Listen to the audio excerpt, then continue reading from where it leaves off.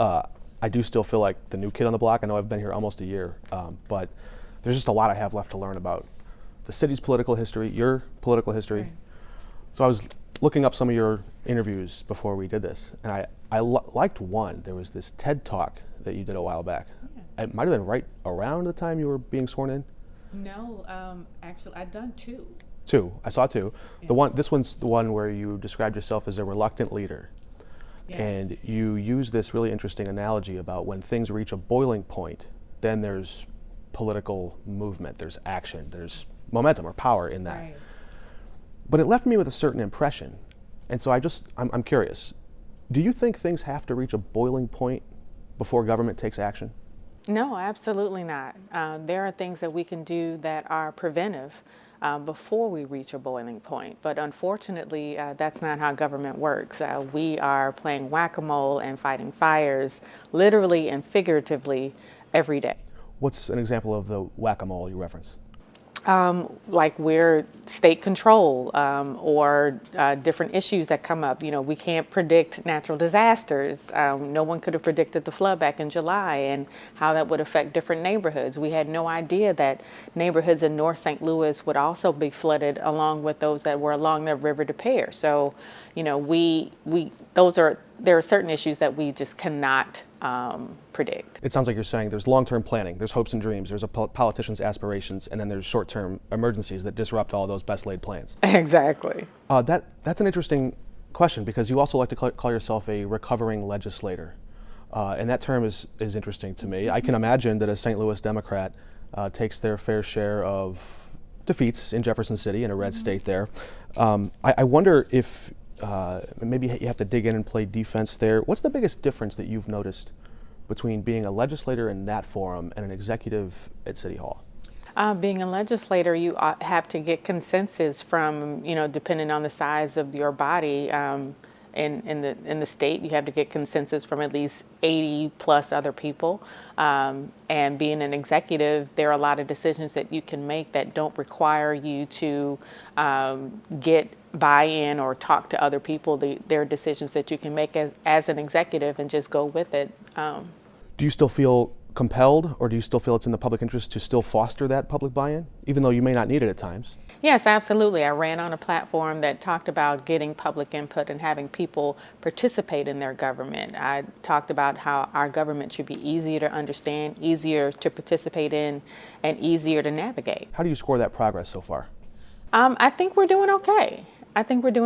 You know, if we look at the ARPA settlement or the ARPA dollars that we spent or that we're now deploying out into the community, we held several town halls, thousands of people completed surveys to make sure that we could see what they wanted us to do with the money. And we, for the most part, listened to the public and went in those directions.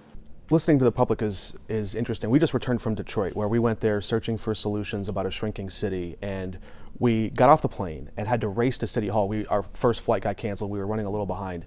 When we got there, we were surprised to see hundreds of people, a big crowd in a big public amphitheater, and at the bottom, in the bowl of this big building, was Mayor Duggan. He was standing there holding a mic, and there was a little bit of that retail politics happening, I think, but he was also, it was a hybrid of customer service and a town hall. Turns out that was a city struggling with a cloud of corruption, a city where voters didn't have trust in elected officials. So they rewrote the city charter to say 8 times a year, roughly every 6 weeks or so, the mayor is going to stand there and take questions for at least an hour.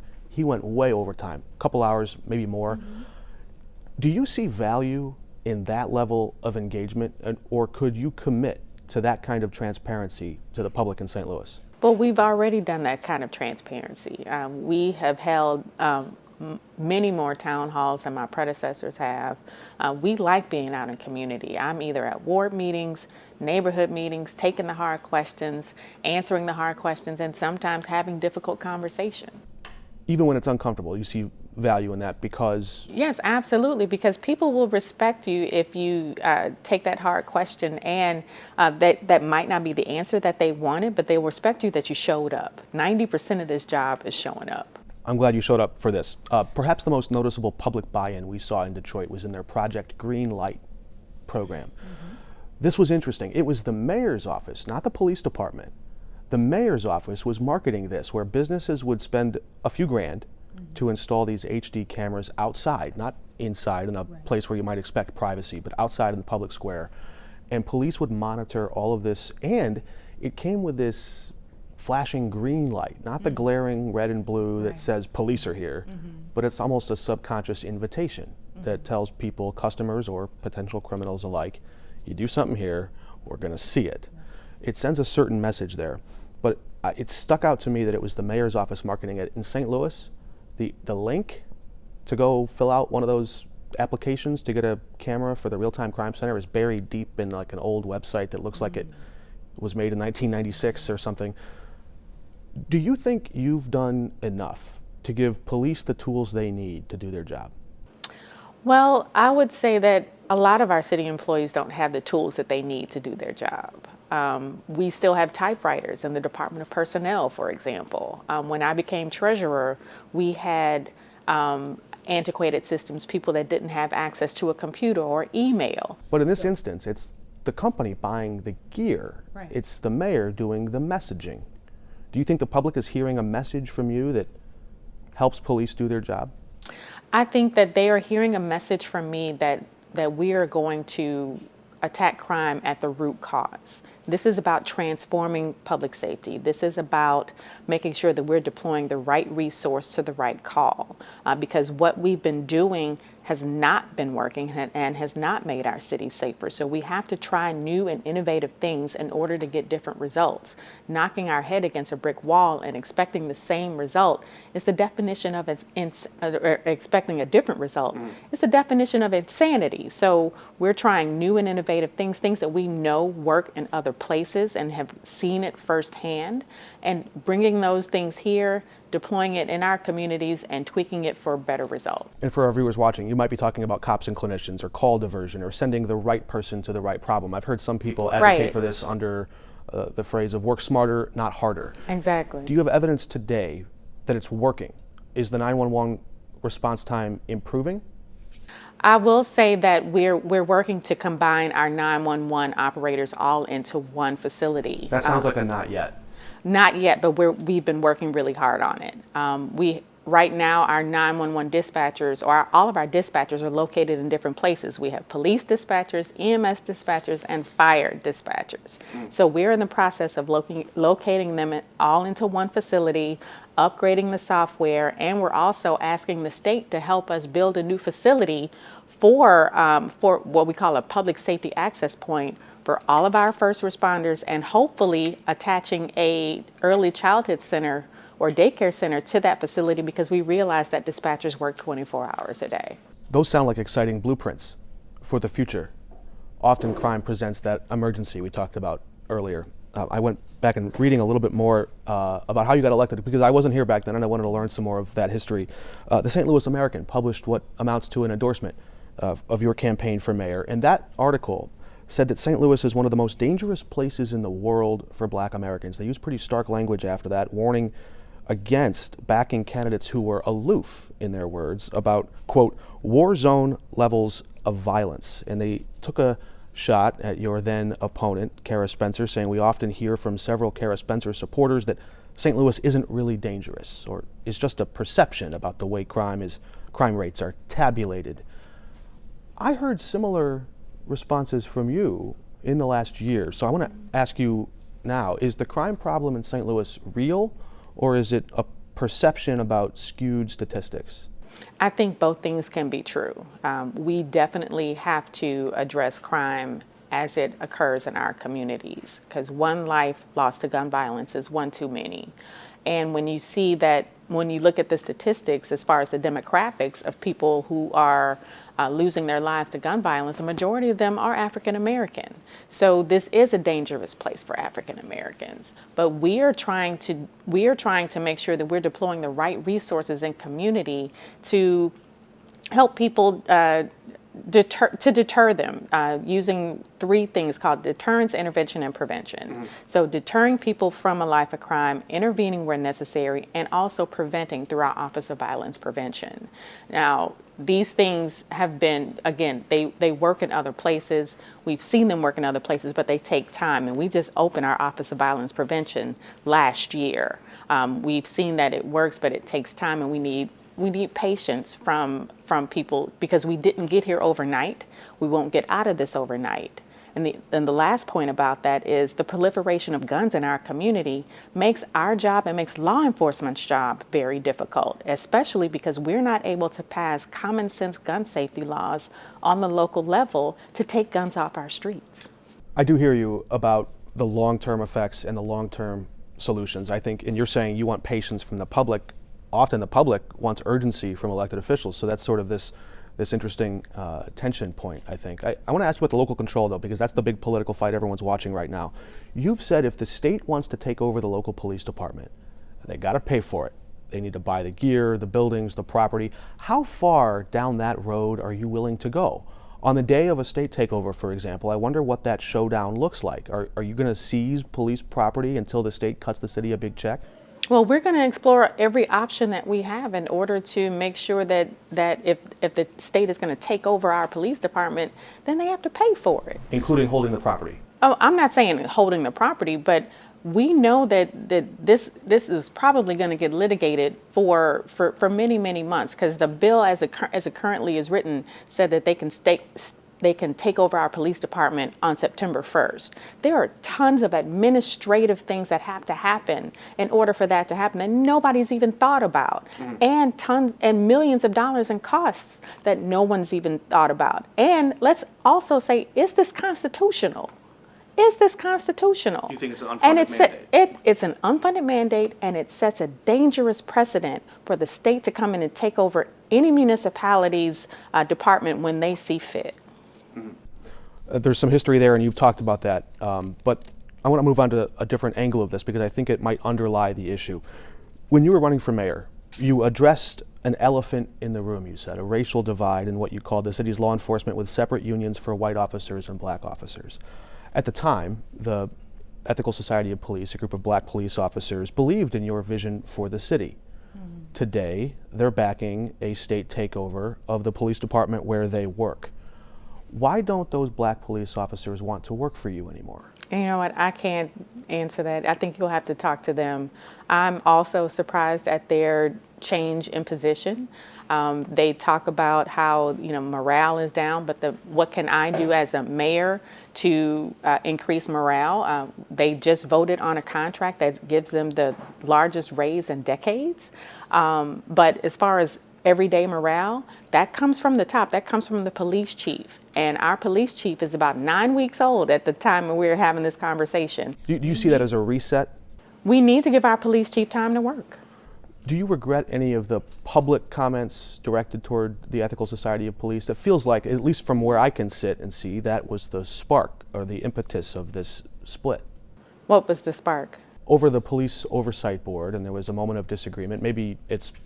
No, there was... Well, people will support things because they feel like this is a panacea. A state takeover of our police department does not make us safer.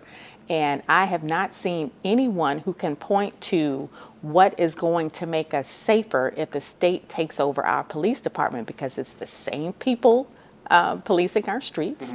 It's the same police or people in leadership. So what's going to change? I think people in the public might wonder, though, if the mayor had built or protected alliances, because this was an alliance you had. I'll use the quote Abraham Lincoln would always use: "Have I not destroyed my enemies by making them my friends?"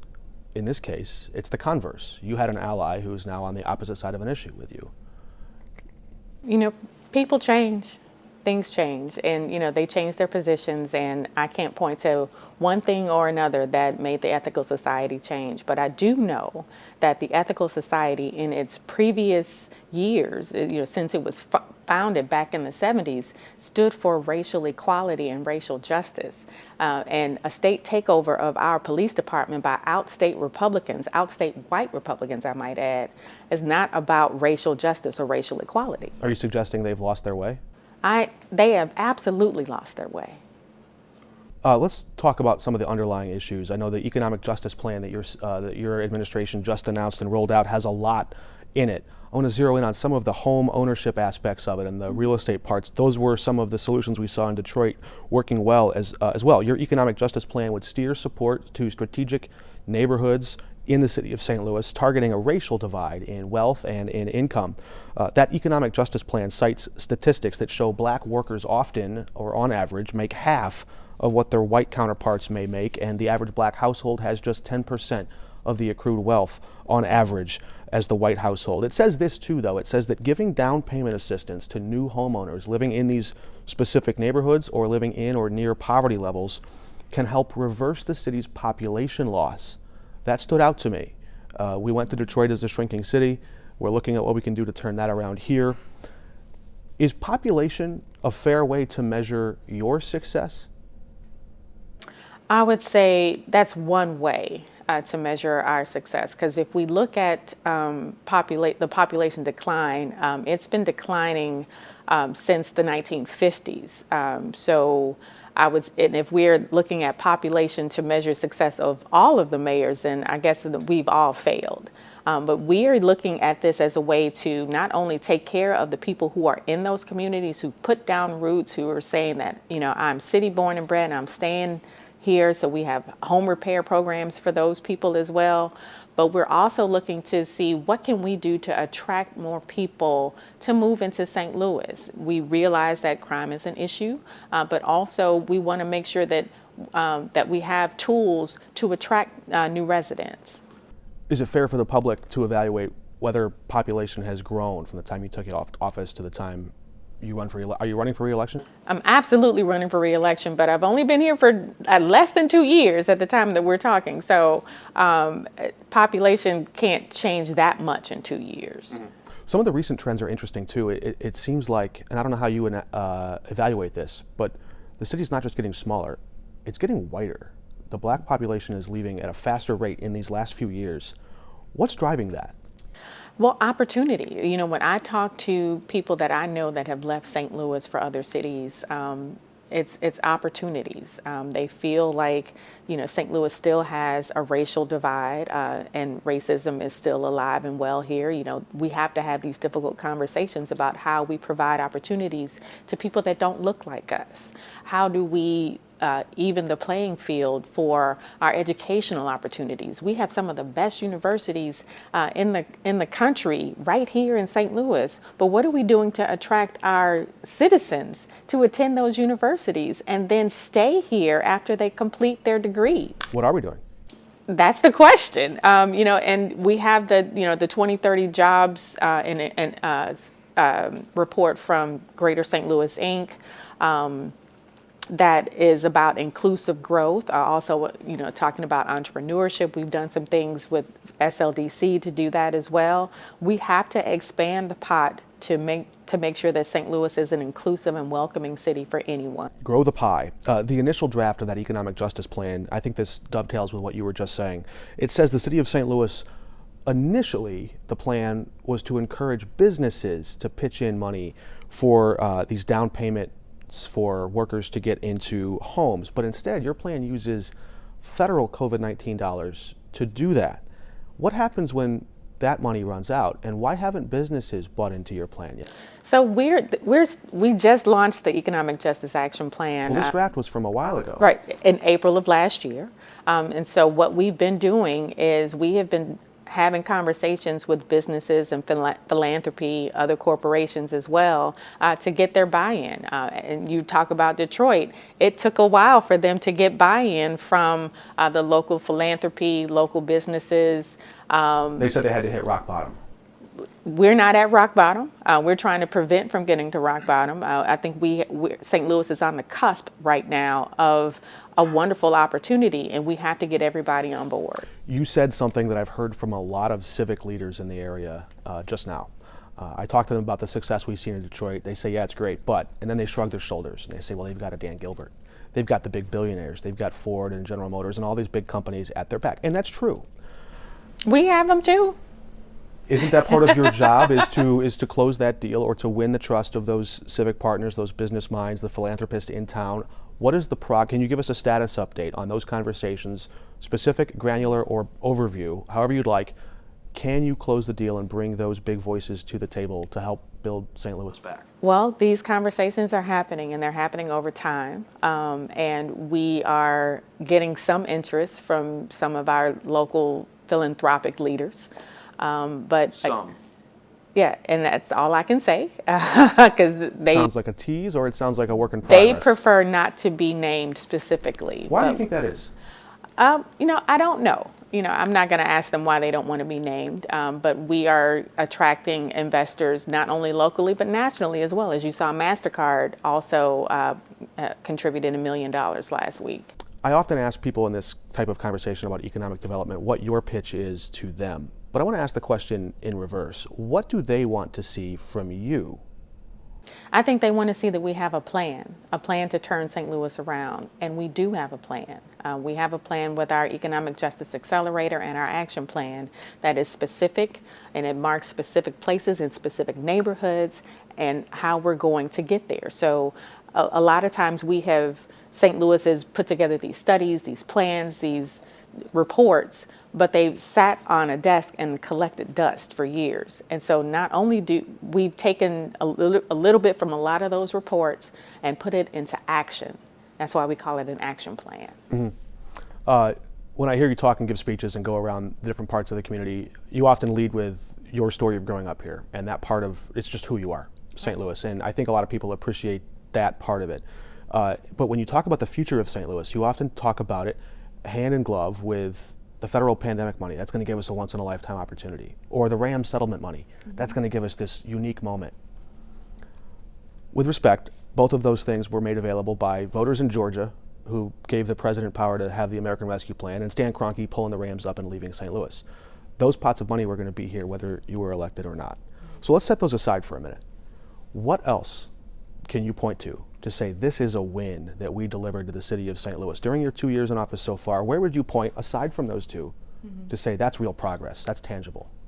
We are making sure that we are upgrading our city services to make sure that they're more responsive. There are other things that we're doing. For example, LUSTAT is a program that we're working with our departments to make sure that they're responsive to our citizens when they do call in through our CSB or our service bureau to make requests. And we're trying to make sure that that those requests are fulfilled and people feel like that their government is listening to them. There's been pay raises for those workers? Pay raises for all city workers, a retention bonus, but that also came through ARPA, so I guess I can't talk about that. Well, no, we can talk about it, but I guess I think what I'm asking about is the results. Are city services actually improving? Can you point to data? Can you point to evidence that it's getting better? Yes, absolutely. Our trash is getting picked up on a frequent basis. Potholes are being filled, and we put that data out on a regular basis. Again, we are concentrating on making sure that we're that our city services are being city services are being completed. Well, Mayor, I want to thank you for stopping by our studio. Any final thoughts you'd like to add about this upcoming political cycle, or what's at stake with the reward reduction? What should voters have on their minds? What should they look for as they head to the polls next month? I would ask voters to look at some of the candidates and make sure that that those candidates represent their interests. Just because someone has served for 20, 30 years on the board doesn't necessarily mean that that's the right candidate to continue to serve on the board. Are you talking about Joe Vaccaro or Sharon Tice? I'm not talking about anybody in particular. I'm just saying that sometimes that change is good, and sometimes new people bring new ideas and fresh perspective on our legislative process. You have endorsed Tishaura Earl against Sharon Tice. Alderwoman Tice says that you started a war with her and she's going to give you 2 in return. That's a quote. What's the issue? Oh, bless her heart. I'm not sure what the issue is with Alderwoman Tyus. I have reached out to her to have conversations. She doesn't return my phone calls. So it's not from me not trying to extend the olive branch. I would say, bless her heart. Is this a unique opportunity for you to sort of, some people have said consolidate power. There's a shrinking number of members of the Board of Aldermen. You're involved in some of these races, trying to reshape it there. Is this a unique moment in the political power or the political capital in the city of St. Louis if the voters start to back your preferred candidates? Well, I'm not the only one who's involved in the races. President Megan Green has endorsed candidates, so has Comptroller Darlene Green. So we're just making sure that we're endorsing candidates who have a vision for the future of our city that's not steeped in what we've always done, or we've always done it this way, or not in my backyard isms. Some overtime questions from Mayor Jones. Thanks. I think we're running out of time, but I appreciate you coming by. All right.